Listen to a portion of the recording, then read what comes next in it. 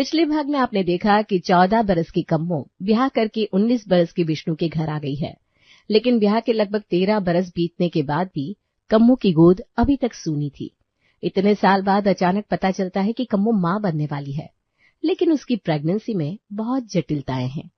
बहू की नाजुक हालत को किनारे करते हुए कम्मो की सास पूरे 9 महीने उससे खूब काम करवाती है, जिसके कारण समय से पहले ही कम्मो को प्रसव की तकलीफ हो जाती है और कम्मो जीवन मरण के बीच झूलने लगती है।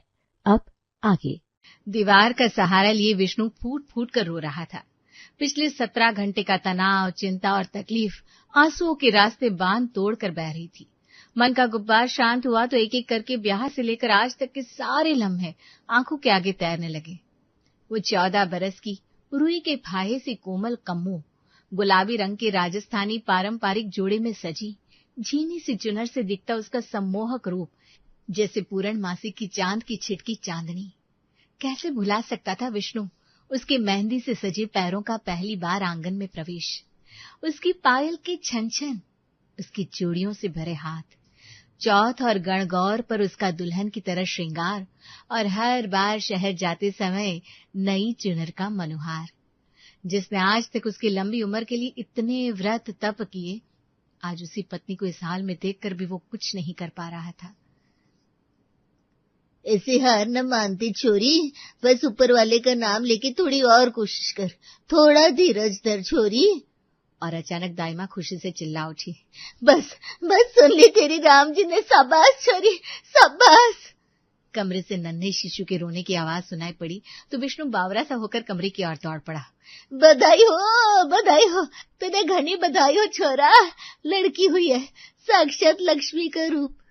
खाकी सा मेरे कम्मो, इतना कहकर लफ्ज अधूरे छोड़ दिए विष्णु ने। अरे ठीक है तेरी कम्मो, समझ ले दूसरा जीवन मिल गया बिनने को। कोई पिछले जन्म के कर्म काम आ गए छोरे, लेकिन अभी कमजोरी है बहुत, होश में ना है बिनने, बहुत तकलीफ झेली है उसने, आराम करने दे उसे अब। और तू तो छोरा अब लाडू बटुआ लाडू। दाइसा की बातें जैसे मिश्री सी घोल गई थी कानों में। कुछ देर बाद कम्मो होश में आ गई थी और वो नन्ही सी जान भी अब सफेद रंग के बिछोने में लिपटी विष्णु की गोद में थी। कितनी कोमल काया, नन्हे नन्हे हाथ पैर, निरीह छोटा सा जीव अब विष्णु के जीवन का अंग बन गया था। मासा को संतोष था कि कम्मो सही सलामत थी, लेकिन इतने बरस के इंतजार के बाद और ऐसी जीवन मरण की हालत देखने के बाद भी छोरी का जन्म अम्मा के लिए कोई बड़ी खुशखबरी न थी। पोते का मुंह देखने की आस को टूटते ही वो अपनी माला संभाले ठाकुर जी का नाम लेकर अपने कमरे की ओर चल पड़ी।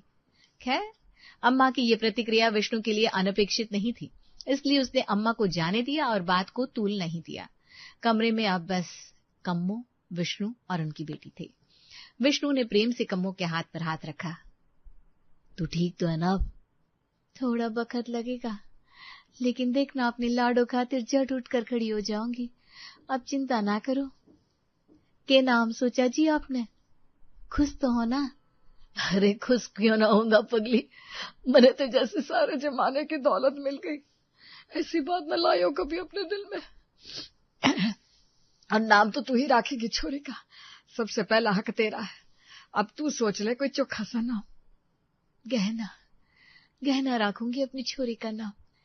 मेरे लिए मेरी लाडो गहना है, मेरे जीवन का श्रृंगार है, जिसने बांझ होने का दाग मिटाया मुझसे। मेरी अमानत, मेरी सबसे कीमती चीज है मेरी छोरी। आंखें भीग गई कम्मो की अपनी लाडो को निहारते। घना चोखा नाम सोचा तूने तो, आज से मारी लाडो का नाम गहना। महीना बीतते बीतते कम्मो की हालत में सुधार हो गया था।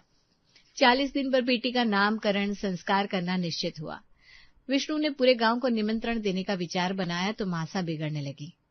बावला ना हो छोरा, खुशी तो मुझे भी है छोरे के जन्म की, लेकिन यौन आए चोचले ना होने दूंगी।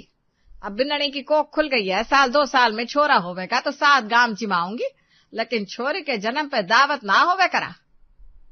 लेकिन मासा, मेरी छोरी सब कुछ है मेरे लिए। होगी, लेकिन ये उल्टी रीत ना होगी मेरा घर।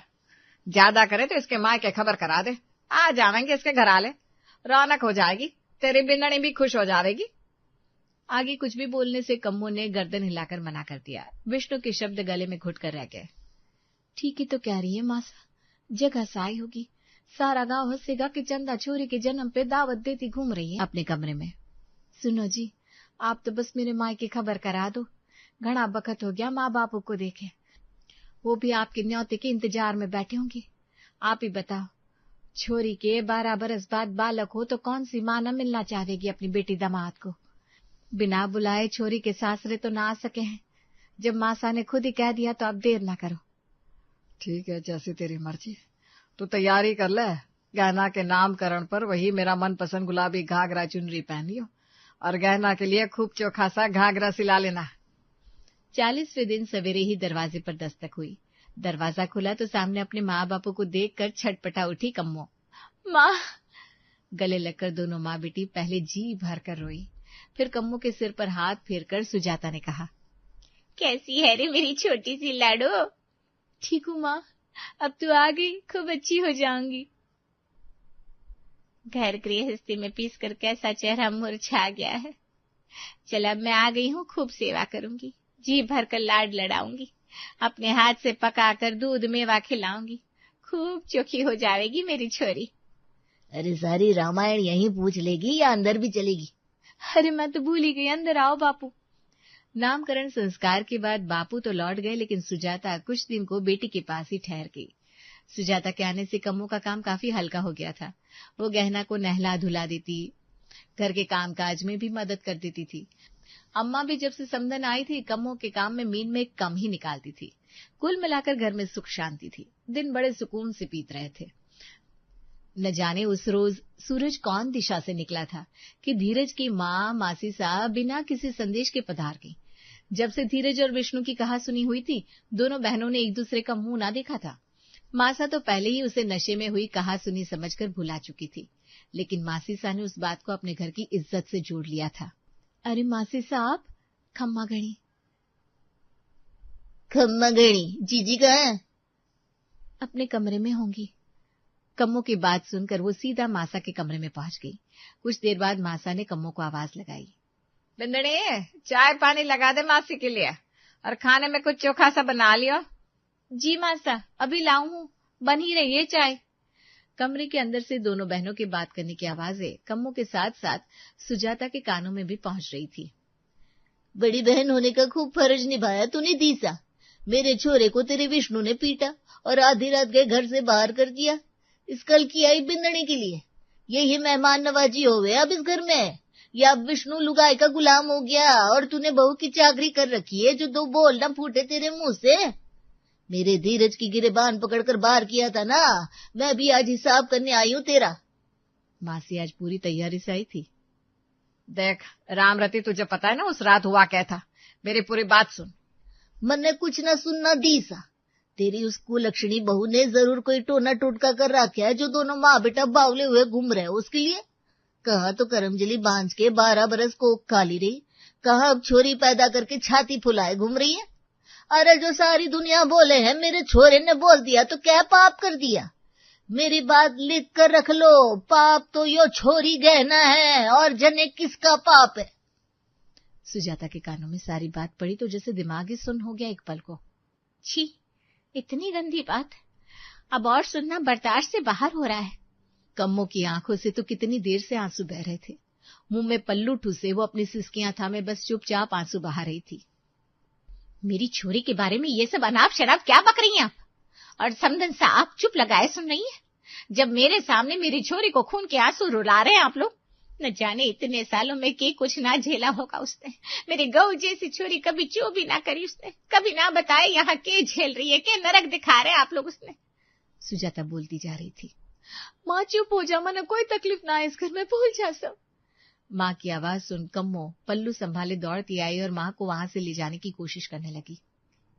माफ कर दे लाडो, कभी तेरी खोज खबर ना ली, कभी न पूछा कैसी है, हिम्मत ही ना हुई कभी। हमेशा यही लगता रहा बड़े घर में ब्याह हुआ है, राज कर रही होगी मेरी छोरी। बस कर माँ, ठीक हूँ मैं, कोई कमी ना है, मुझे भूल जा सब। देखो तो माँ बेटी की नौटंकी सारे लक्षण मायके से सीख कर आई है। इस बार मासी ने कहा तो अम्मा चीख पड़ी। बस बहुत हो गया तमाशा। अब अगर एक भी अक्षर तूने बोला तो मैं भूल जाऊंगी तू बहन है मेरी, और अभी मेहमान बनकर मेरे घर में बैठी है। अरे जा जा, मैं थूकने आई हूँ तेरे रिश्ते पर, और देखना सारी दुनिया थूकेगी तुम्हारे घर पर।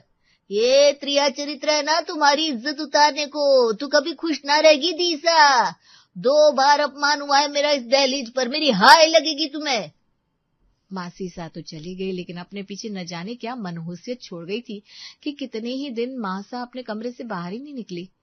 यूं तो सुजाता ने कोई गलत बात ना कही थी, आखिर अपने सामने अपनी बेटी का ऐसा अपमान कैसे बर्दाश्त करती वो। किंतु फिर भी जानती थी कि दोष कम्मो और सुजाता पर ही मढ़ा जाएगा। बेटी वाले तो जीवन भर पगड़ी उतार कर ही चलते हैं ना छोरे वालों के सामने, मानो कोई अपराध किया हो बेटी पैदा करके। कम्मो को फिलहाल मासा का ये व्यवहार खटक रहा था। घर की सुख शांति के लिए उसने अपनी माँ को यहाँ से भेजना ही उचित समझा।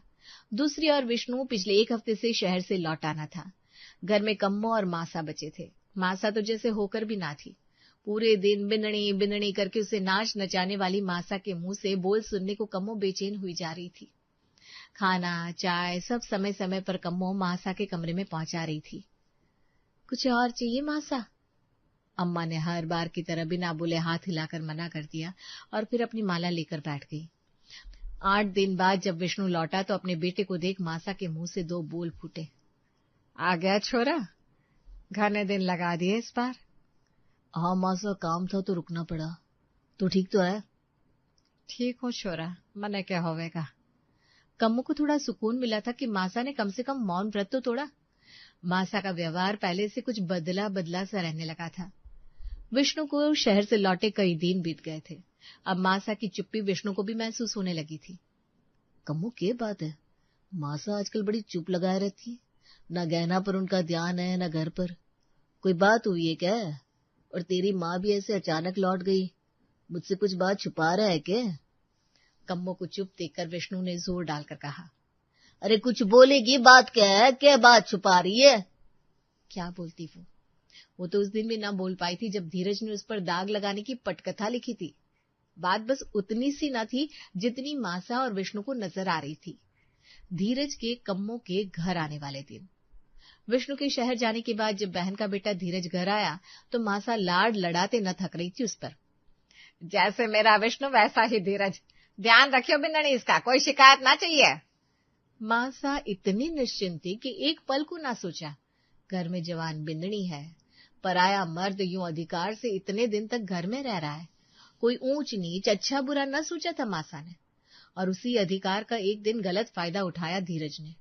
जिस दिन विष्णु और धीरज का झगड़ा हुआ उसी दोपहर धीरज ने कम्मो का हाथ पकड़ने की कोशिश की थी। उससे दुस्साहस से थर्रा उठी थी कम्मो। अपना मर्द घर में ना हो तो सड़क चलते की हिम्मत बढ़ जाती है। अकेली औरत तो वैसे भी आदमी के लिए एक अवसर होती है। कम्मो ने जब उसे दूर धकेल दिया तो वो तिल मिलाकर वहां से निकल गया। मासा से कुछ कहती तो पूरी संभावना थी कि उसी पर दोषारोपण कर दिया जाता। इसीलिए कम्मो चाहती थी कि जब विष्णु शहर से आए तो उसे अपने मन की बात बताए। संयोग से उसी दिन विष्णु शहर से लौटा। कम्मो उस रात अपने कमरे में विष्णु का इंतजार कर रही थी, लेकिन विष्णु छत पर जाकर धीरज के साथ पीने बैठ गया था। इससे पहले कि कम्मो अपनी आप बीती विष्णु को बताती, धीरज ने उस पर ही लांछन लगाकर कम्मो को गलत ठहरा दिया। विष्णु को यूं आग बबूला देख कम्मो बहुत सहम गई थी। जब विष्णु उसके चरित्र पर की गई एक टिप्पणी ना बर्दाश्त कर सका, कैसे बर्दाश्त कर पाएगा वो अपनी बिन्नणी के साथ हुई ये बदनीयती? कैसे सुन पाएगा उसके अपने भाई ने उसकी बीवी पर हाथ डाला? कहीं कोई अनहोनी ना हो जाए विष्णु के हाथ। वो तो बिन्नणी है ना, घर के रिश्तों को जोड़कर रखना उसका धर्म है। कैसे बिगड़ने देती वो मासा और उनकी बहन के बीच के रिश्ते को? शायद दोनों भाइयों के बीच जो हुआ उसे मासा नशे में हुई भूल समझकर माफ कर भी दे, किंतु यदि धीरज की करनी खुलकर सामने आ जाती तो रिश्तों की डोर का टूटना तय था। कितने ही दिन और महीने कम्मो ने यूं ही घूट घूट कर रातों को करवटें बदलते बिताए, लेकिन अपने मुंह से चूं तक नहीं की। जिस रिश्तों को बचाने के लिए उसने इतना बड़ा अपमान बर्दाश्त कर लिया, आज कैसे कहे अपने ही मुंह से कि मासा और मासीसा का रिश्ता टूट गया है और कारण वो अभागन खुद है। काफी देर से चुप बैठी शून्य की ओर ताकती कम्मो को झिंझोड़ कर जब विष्णु ने फिर से सवाल किया तो कम्मो ने रुआं से स्वर में मासा और मासीसा के बीच हुई बातचीत और उसकी मां सुजाता के हस्तक्षेप की पूरी कहानी सुना दी। पूरी बात सुनने के बाद विष्णु ने एक ठंडी सी सांस छोड़ते हुए कहा, मासी से ऐसी उम्मीद न थी मन में। मासा और मासी का ब्याह अगल बगल के गांव में हुआ था। शुरू से ही दोनों बहनों में प्रेम लगाव रहा। सबसे नजदीक होने के कारण दोनों बहनें सदा सुख दुख में एक दूसरे के साथ खड़ी रही। आज बेटे के प्रेम की पट्टी आंखों पर बांध मासी सब कुछ भूल गई, यहां तक कि मासा से बात करने का लिहाज भी। मासा को संभलने में वक्त लगेगा कम्मो, उनके मन को गहरी ठेस पहुंची है। तू जी छोटा मत कर, मेरा भी कुछ बोलना सही ना होगा, इसलिए इस बात को यहीं दबा देने में ही सबकी भलाई है। कम्मो ने भी विष्णु की हाँ में हाँ मिलाई और उसके कंधे पर सर रखकर अपने सीने पर रखे बोझ को हल्का करने की कोशिश करने लगी। गहना अपने नाम की तरह ही रूपवान थी। उसके गोल मटोल से चेहरे पर बड़ी बड़ी सुंदर आंखें किसी को भी मोह लेती। मासा भी अब अपना अहम भूल बच्ची को प्रेम से निहारने लगी थी। जब जब गहना मुस्कुराती तो मासा झट से उसकी नजर उतारा करती। जिस प्रेम भरी नजर के लिए कम्मो तरसती रही, कम से कम उसकी छोरी को तो वो प्यार मिल रहा है, ये सोच कम्मो को घनी तसल्ली होती। 5 साल बाद कम्मो को अब जीने का मकसद मिल गया था। उसके दिन और रात अब गहना के इर्द गिर्द ही घूमने लगे। कब और कैसे उसकी नन्ही सी चिरैया 5 बरस की हो गई, उसे खुद भी एहसास नहीं हुआ। विष्णु भी अब पहले से अधिक निश्चिंत होकर शहर जा पाता था। जानता था कम्मो के पास अब उसकी गहना है, उसे किसी और सहारे की जरूरत नहीं है। शहर से लौटते हुए अब वो कम्मो के साथ साथ गहना के लिए भी पायल, चूड़ी या घाघरा लेकर आता, जिसे पहनकर वो पूरे गांव में छम छम करती घुमा करती। विष्णु के शहर से लौटकर आने पर वो दौड़ते हुए बापूसा करते हुए उसकी गोद में चढ़ जाती। तो विष्णु को समझ में आता कि आखिर क्यों एक बच्चे के आने पर ही संसार पूरा होता है। दुनिया के 100 सुखों से ऊपर था ये सुख जब गहना उससे आकर लिपटती। बापूसा, मेरा तोहफा। छोरी, जरा सांस तो ले लेने दे अपने बापू को, पता ना कितना सिर चढ़ा रखा है छोरी ने। कम्मा, रे बिंदनी कहाँ है? मासा, आपने बुलाया? कितने बरस की हो गई तेरी गहना?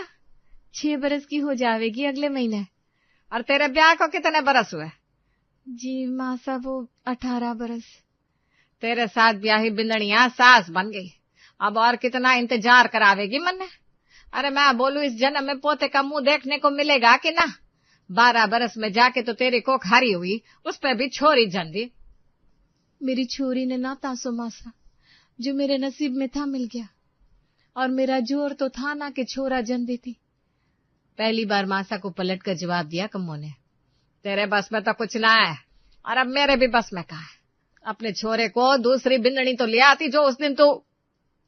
अम्मा ने जानबूझ के शब्द अधूरे छोड़ दिए थे, लेकिन जो तीर चलाया था वो अपनी जगह जा चुका था। कम्मो का दिल छलनी हो गया मासा की बात सुनकर, आंखों से टप टप आंसू गिरने लगे। मासा एक बार और दहाड़ी। तेरे जीते जी दूजा ब्याह भी ना करेगा मेरा विष्णु। मैं क्या जानू ना हूं अपने छोरे ने, किसी और को क्या दोष दूं? किस्मत तो मेरी ही काली है। जो मन ने ही एक और छोरा दिया होता तो क्यों मैं तुझसे इतनी आस लगाती? पहले तो मेरे 2 छोरी पैदा होते ही स्वर्ग सिधार गई। जो तीजे बखत छोरा दिया अभी तुम्हारा सुहाग छीन लिया राम जी ने। एक ही औलाद में संतोष करना पड़ा। सारा जीवन इंतजार किया कि विष्णु का ब्याह हो तो मैं भी छोरा होने पर ढोलक बजवाऊं अपने आंगन में, थाली पीटू, लेकिन अब तो लागे है कि ये अरमान मेरे साथ ही दफन हो जाएगा। माँ ने पल्लू से अपनी आंखों की नमी छिपाते हुए कहा, मासा जो मेरे हाथ में हो तो मैं कल ही आपकी गोद में लाकर डाल दूं, कि मेरा जी न करे कि मैं भी कुनबे भर में सर उठाकर चालूं। मेरे घर भी आवे बिंदनी, लेकिन जो ना हो रहा तो क्या करूं, आप ही बताओ। आपका दुख सुख समझू मासा, माफ कर दो मन्ने। विष्णु न जाने कब से आंगन में खड़ा दोनों की बातें सुन रहा था। जानता था मासा का कम्मो को दोष देना गलत है, फिर भी अम्मा के आंसू देख वो भी विचलित हो गया था। जाकर मासा के पैरों में बैठ गया। ये बात है मासा, आज ऐसी क्या बात हो गई कि आपकी आंखें भर आई? छोरा अब और इंतजार ना होगा मेरे से। मासा कम्मो की कोई गलती ना है। गहना के जन्म के समय क्या हालत हुई कम्मो की आप जानती हो ना। अब मैं खुद ही ना चाहता कि कम्मो को फिर से मौत के मुंह में धकेलूं। अगर इससे कुछ हो गया तो मेरी गहना का क्या होगा? ना, मैं इतना स्वार्थी ना बन सकूं। हर दिन एक बराबर ना हो वह, जरूरी तो ना है कि दूसरी बार भी इसे कोई दिक्कत हो। अरे अच्छा से अच्छा खिला पिला देंगे, इससे खूब ताकत आ जाएगी। तू बस मेरी इच्छा पूरी कर दे। माँ की बात सुनकर अब विष्णु के पास कहने को कुछ नहीं था, और उसने भी एक प्रयास और करने का मन बना लिया था।